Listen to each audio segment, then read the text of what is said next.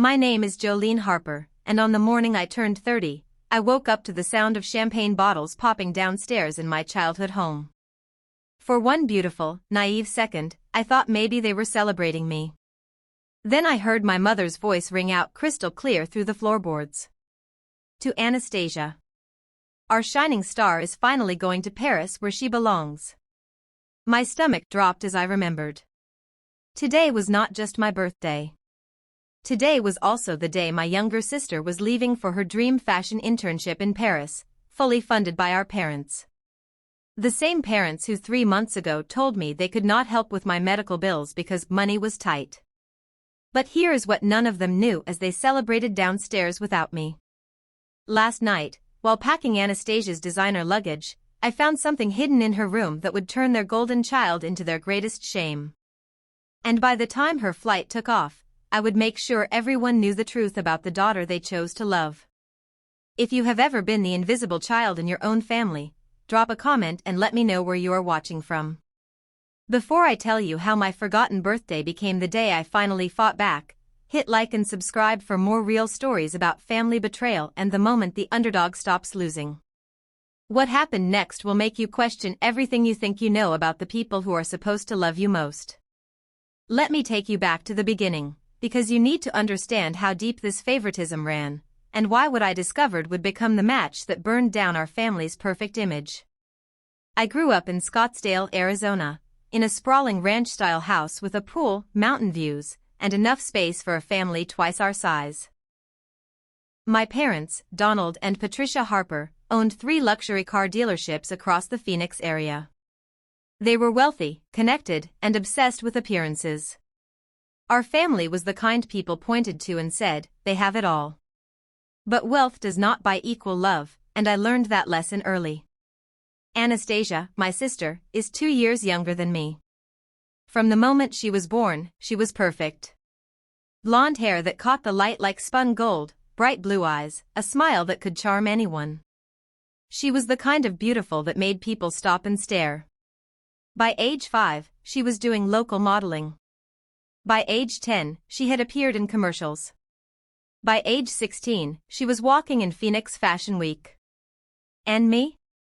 I had brown hair that never did what I wanted, green eyes that were pretty but not striking, and a body that was healthy but not model thin. I was smart, I got good grades, I was responsible and reliable. But in a family that valued beauty and status above everything else, being smart and responsible meant absolutely nothing. Jolene is our practical daughter, Dad would tell business associates when they met us both. She has a good head on her shoulders. Then he would turn to Anastasia, his entire demeanor changing, softening with genuine affection.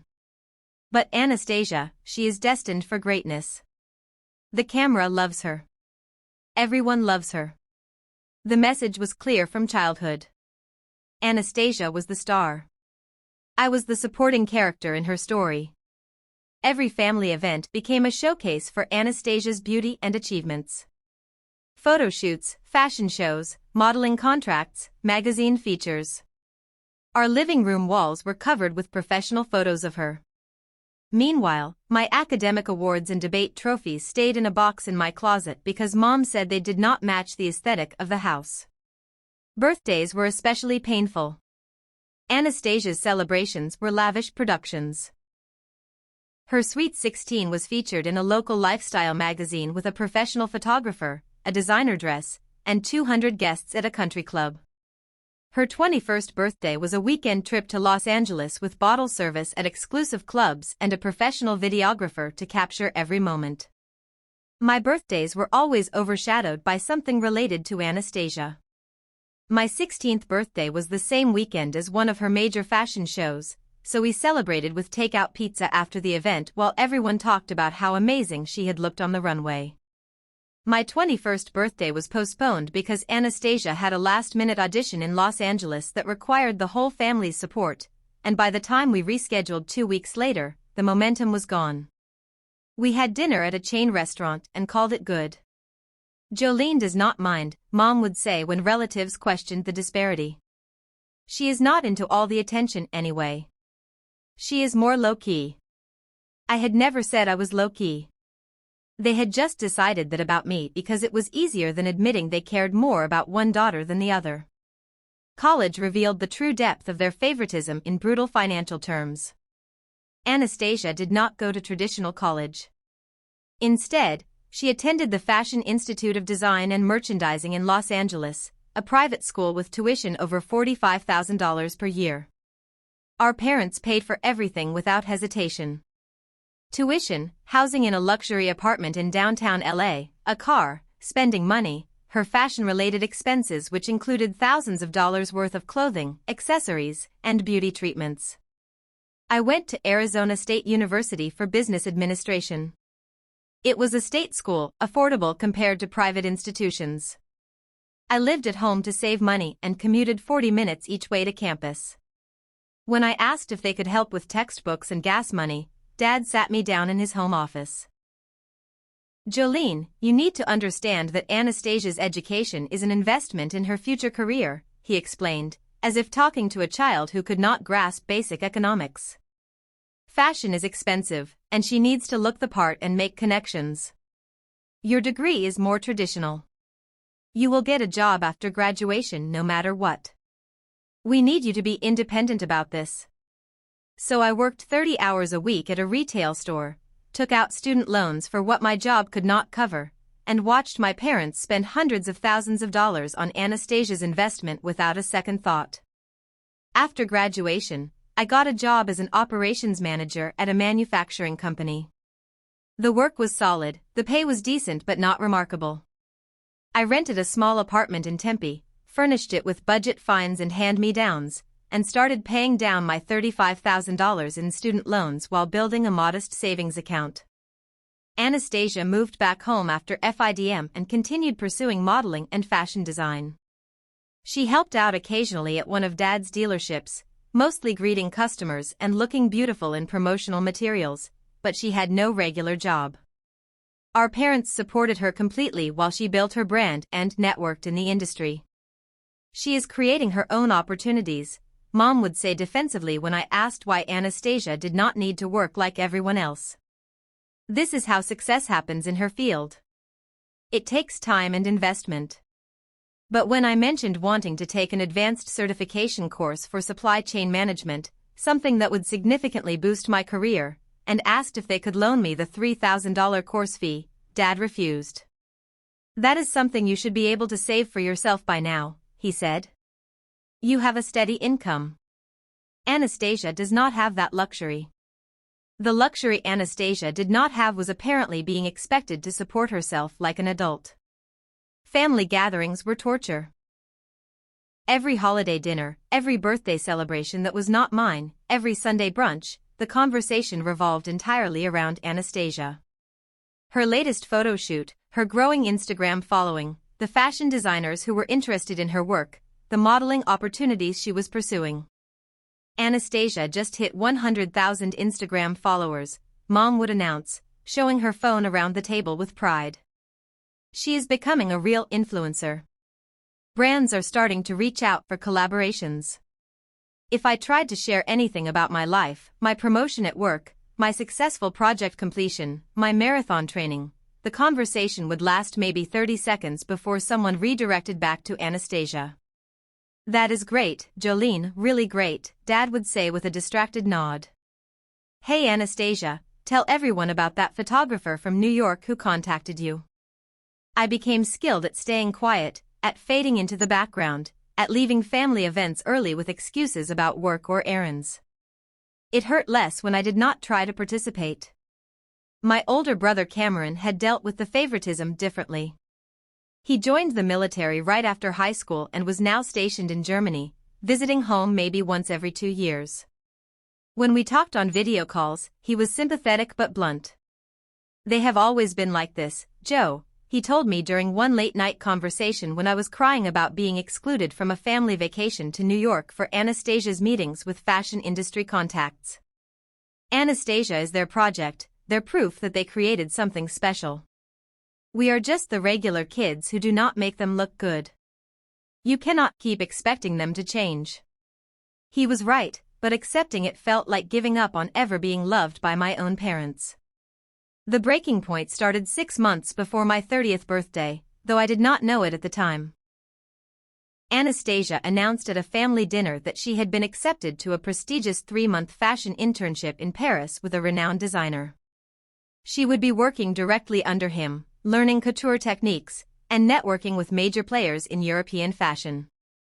"This is it," she said, her eyes shining with excitement. "This is the opportunity that is going to launch my real career. Everything I have worked for has led to this moment." Mom actually cried with joy. Dad opened a bottle of champagne that cost more than my monthly rent. They toasted Anastasia's brilliance, her talent, her unstoppable trajectory toward fashion world domination. "We are going to make sure you have everything you need," Dad announced. First-class flights, a beautiful apartment in Paris, a generous monthly stipend for expenses. "You are going to represent the Harper family at the highest level." I sat at the table, mechanically eating my salmon, watching this celebration of my sister's golden ticket, and I felt something inside me finally break. Because 3 months earlier, I had been diagnosed with a chronic condition that required ongoing treatment and medication. My insurance covered some of it, but I was facing about $8,000 in out-of-pocket medical expenses over the next year. I had asked my parents if they could help me, just with a portion of it, just to ease the financial burden while I figured out the payment plans. Dad had looked uncomfortable. "Jolene, we are not in a position to help with that right now. Money is tight with the dealerships. You have insurance and a job. You will have to work it out." Money was tight. That was what he had told me. And now, 3 months later, they were planning to spend what I estimated would be at least $30,000 to send Anastasia to Paris for an unpaid internship. I excused myself from dinner early that night, claiming a headache. No one protested. They barely noticed I had left.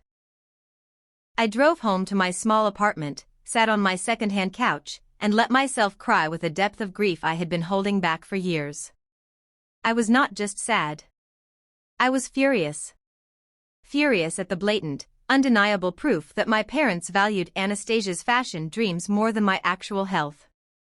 Over the next several months, the Paris trip consumed every family conversation. Mom took Anastasia shopping for a Parisian wardrobe that cost thousands of dollars. Dad researched the best neighborhoods for her apartment. They planned to fly over with her for the first week to get her settled, turning it into a family vacation that I was not invited to because someone needs to stay back and watch the house. Cameron called me from Germany after Mom sent him excited emails about the Paris plans. "They are not even pretending to be fair anymore," he said, his voice tight with anger on my behalf. "Did they ever help you with those medical bills?" "No," I said quietly.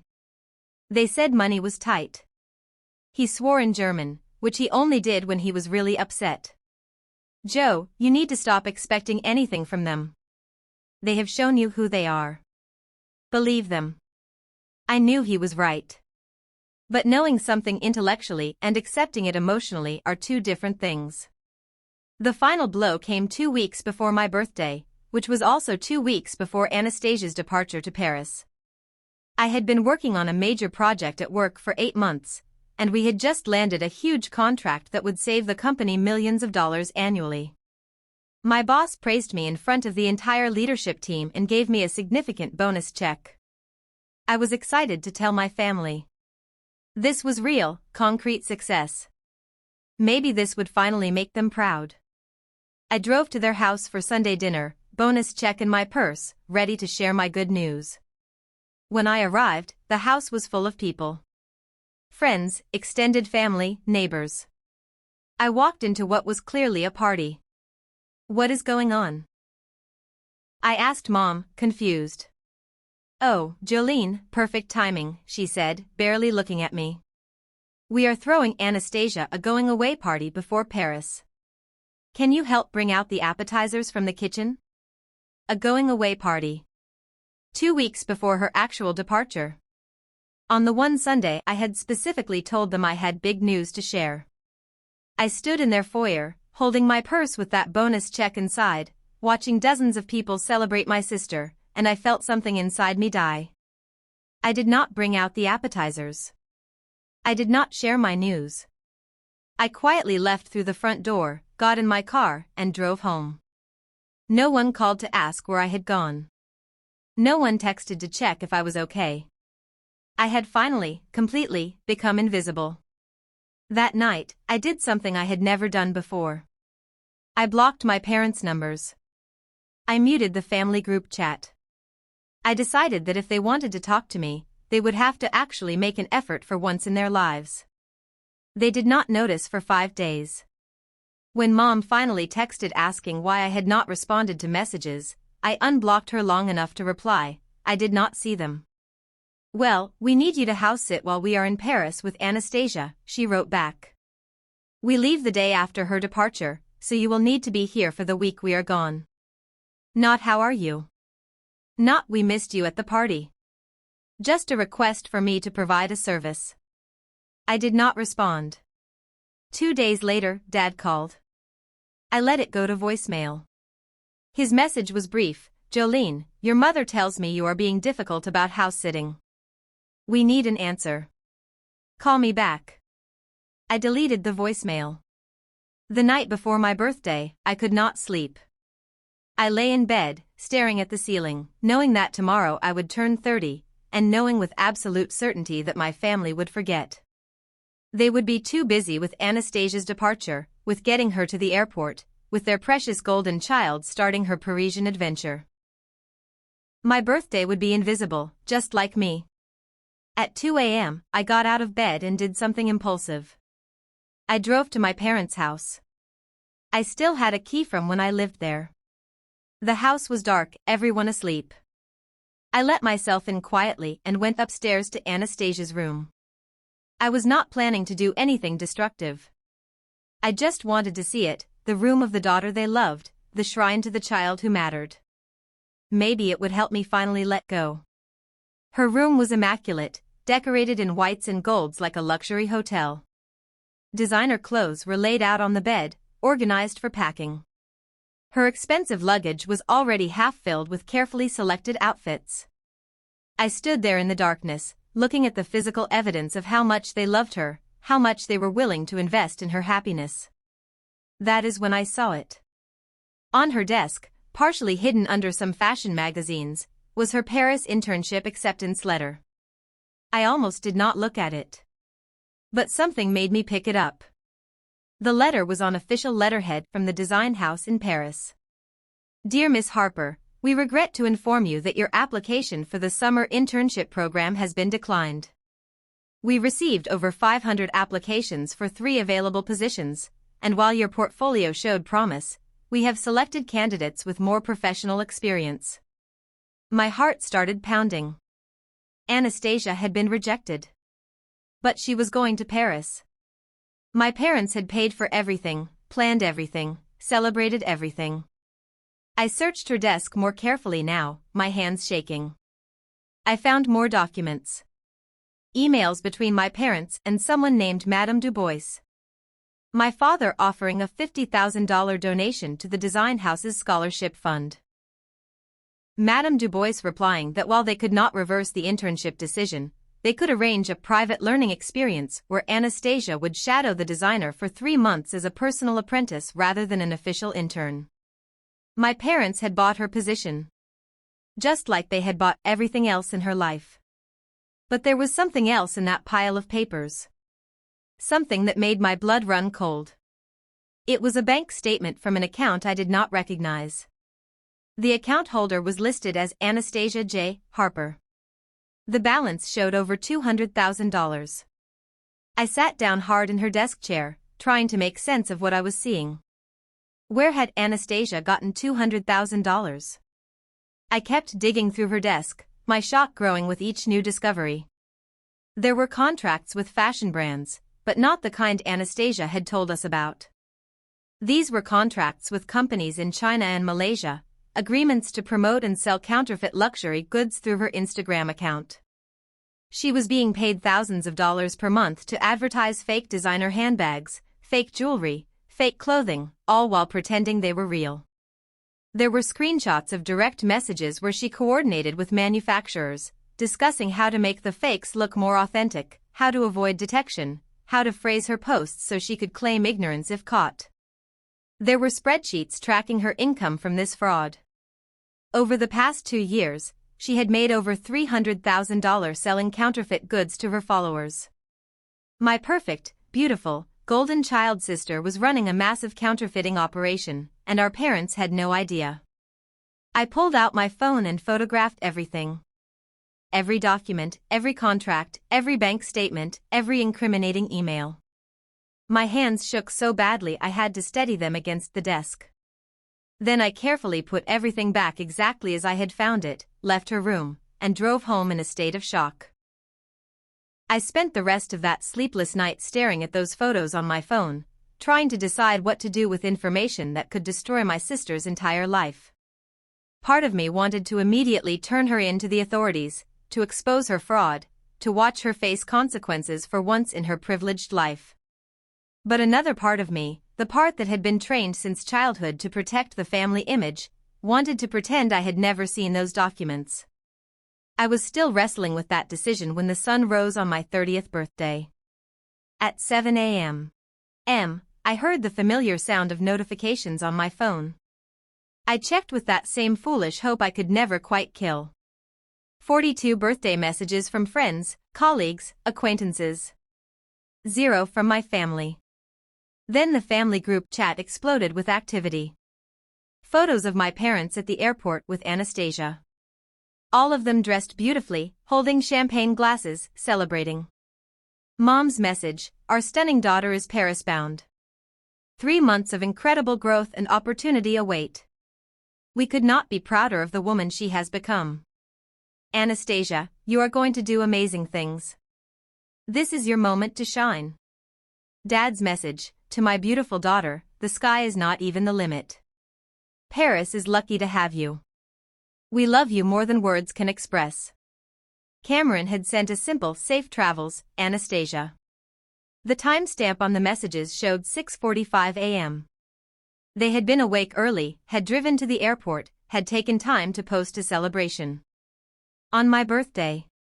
Not one mention of me. Not one acknowledgement that today was the day I turned 30. I sat on my bed, still in my pajamas, tears streaming down my face, staring at those photos of them celebrating the daughter they loved while the daughter they had forgotten cried alone. And I made my decision. I opened my laptop and began composing an email. The subject line read, "The truth about Anastasia Harper." In the body, I detailed everything I had discovered. The rejected internship, the paid apprenticeship that our parents had purchased, and most damning, the counterfeit goods operation she had been running for 2 years. I attached every photo of every document. Then I created my recipient list. The FBI's Internet Crime Complaint Center. The Customs and Border Protection Fraud Hotline. The fashion brands whose designs were being counterfeited. Anastasia's business partners at Dad's dealerships, the people who featured her in promotional materials not knowing they were associating with someone committing federal crimes. And finally, every person in our extended family, every family friend, everyone who had watched my parents worship Anastasia while ignoring me for 30 years. My cursor hovered over the send button. This would destroy her. Federal charges for trafficking counterfeit goods could mean prison time. Her Instagram account would be shut down. Her reputation would be obliterated. The Paris trip would be cancelled. Our parents' perfect image would shatter. But they had destroyed me first. Slowly. Quietly. Over 3 decades of making me invisible. I thought about that bonus check in my purse, the achievement I had been excited to share before walking into a party for Anastasia. I thought about my medical bills they would not help with while spending $50,000 to buy her a fake internship. I thought about every birthday forgotten, every accomplishment ignored, every time I had been told I did not matter as much as her. I clicked send. The emails went out to over 150 recipients. Then I got dressed, put on makeup, and went to my favorite breakfast place where the staff knew me and wished me happy birthday with genuine warmth. By the time I finished my pancakes, my phone was exploding. I turned it off and went to a spa, where I had booked myself a birthday massage with the bonus money my family would never know about. It was not until 6 p.m., after I had spent the day treating myself with quiet dignity, that I finally turned my phone back on. The devastation was complete. 117 missed calls. Over 300 text messages. Countless voicemails. The first message I read was from Cameron. "Joe, what did you do? Dad is losing his mind.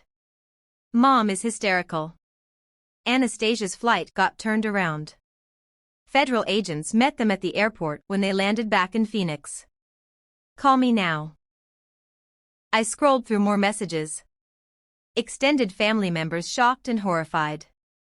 Dad's business partners demanding explanations. Several people calling me vindictive and cruel. Others thanking me for exposing the truth. Then I saw the message from Anastasia. "You ruined my life. You ruined everything. I hope you are happy now, you jealous, pathetic loser. I will never forgive you for this. Never." I stared at that message, waiting to feel guilty. Waiting to feel regret. But all I felt was a strange, calm satisfaction. For the first time in my life, they could not ignore me. My phone rang. It was Mom. I answered. "How could you?" she screamed, her voice raw with crying. "How could you do this to your own sister? To this family? Federal agents, Jolene. They are investigating her for fraud. Do you understand what you have done?" "I exposed a criminal," I said calmly. "That is what I did." "She is your sister," Mom sobbed. "Family protects each other. We do not destroy each other." I laughed, a bitter sound. "Family protects each other? Did you protect me, Mom? Did you care about me when you forgot my 30th birthday to celebrate Anastasia's fraudulent trip to Paris? Did you care about me when you told me money was tight for my medical bills but then spent $50,000 buying her an internship she did not earn?" "This is not about your birthday," Mom said, her voice turning cold. "This is about you being jealous and spiteful. You have always been jealous of Anastasia." "You are right," I said quietly. "I have been jealous. Jealous that she got your love while I got nothing. Jealous that you moved mountains for her while you forgot I existed. But I am not jealous anymore, Mom. I am free. Your father wants you to know that you are no longer part of this family," she said, each word clipped and harsh. "We will not have a daughter who betrays us like this. You are dead to us, Jolene. Dead." "Good," I said. "Because I have been dead to you my entire life. Now it is just official." I hung up.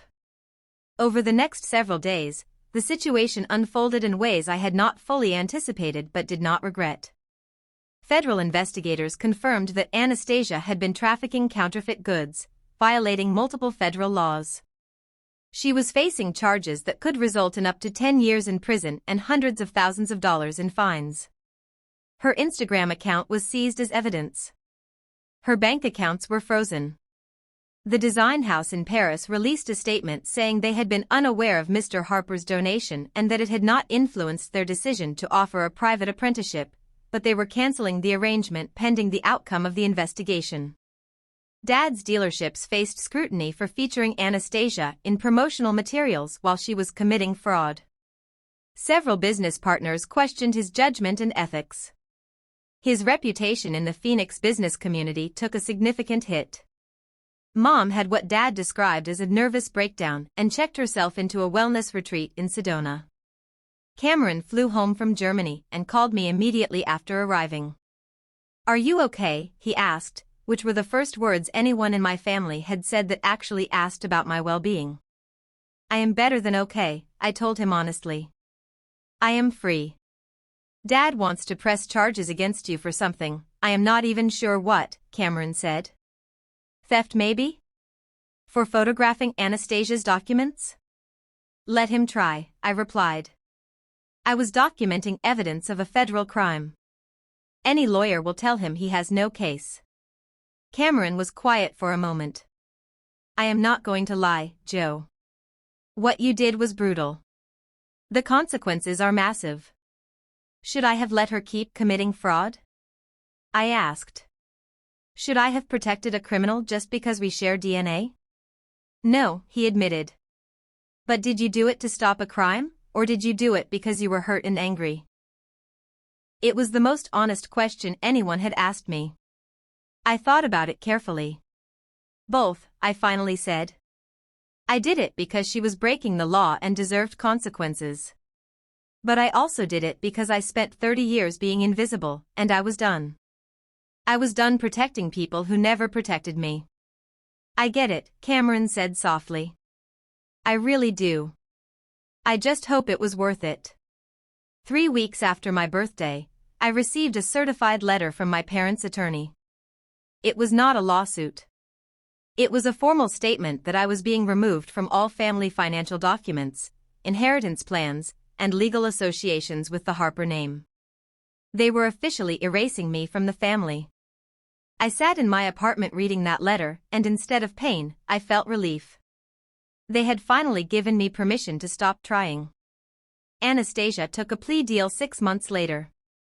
She pled guilty to trafficking in counterfeit goods and was sentenced to 2 years in federal prison plus 5 years probation and $400,000 in fines and restitution.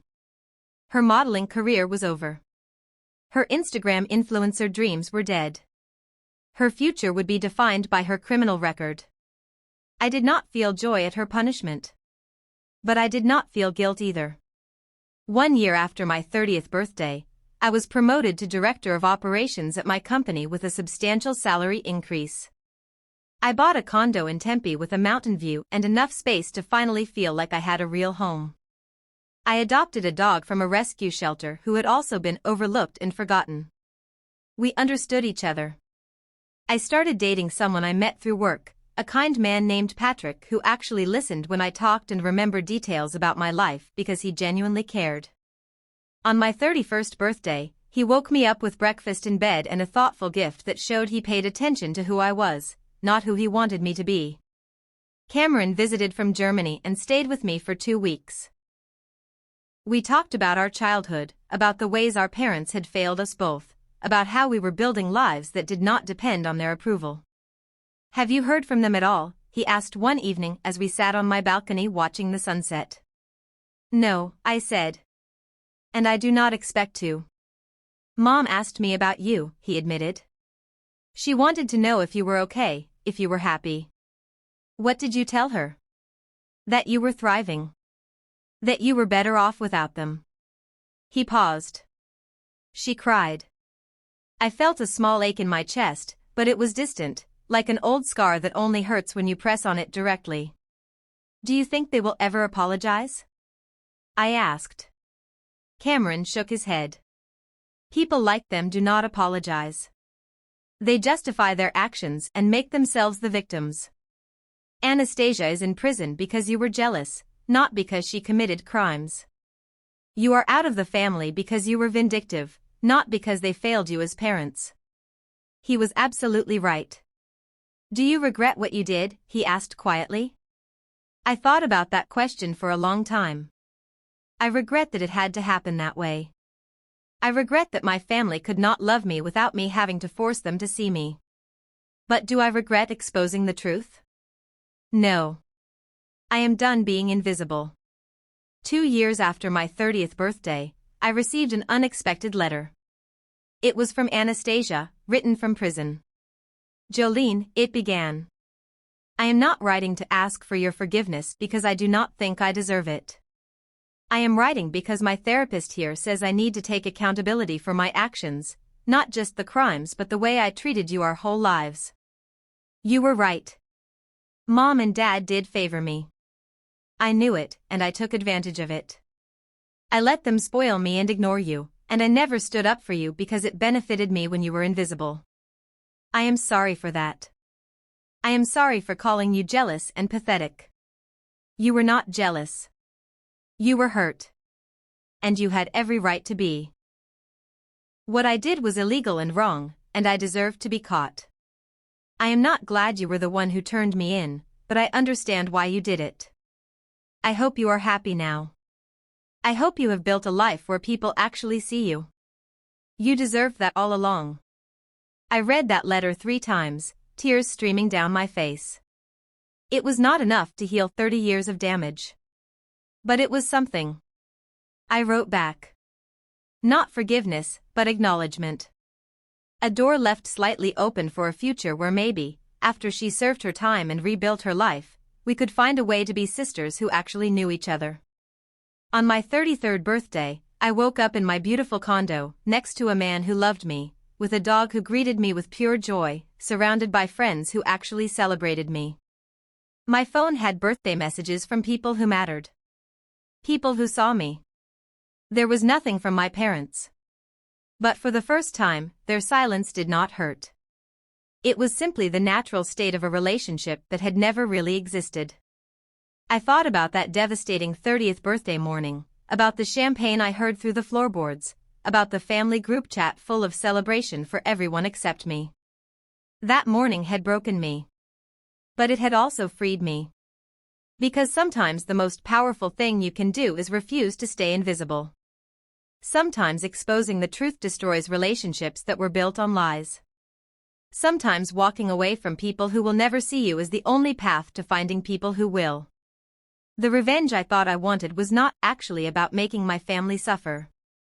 It was about refusing to disappear anymore.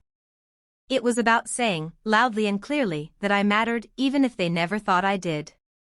Have you ever had to choose between keeping family peace and standing up for yourself? What did you learn from that choice? Share your stories in the comments below. If this resonated with you, please hit like and subscribe for more real stories that might change how you see your own relationships. Share this video with someone who needs to hear that being forgotten by your family is not a reflection of your worth, it is a reflection of their failure. Thank you for listening, and may you find the courage to refuse invisibility in your own life.